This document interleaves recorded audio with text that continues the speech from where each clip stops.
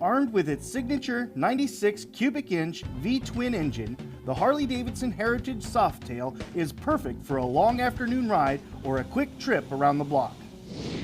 K&N has developed an air intake system for the 2007 through 2009 Harley Davidson Heritage Softail, Softail Custom, Dyna, and Fat Boy motorcycles.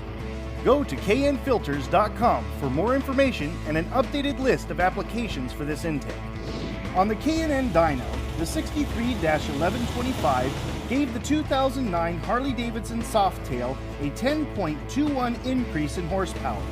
This translates to real power you can feel when you hit the throttle. While K&N sells more 50-state street-legal intake systems than any other manufacturer, this part number 63-1125 is not street legal in California or other states with similar emission standards.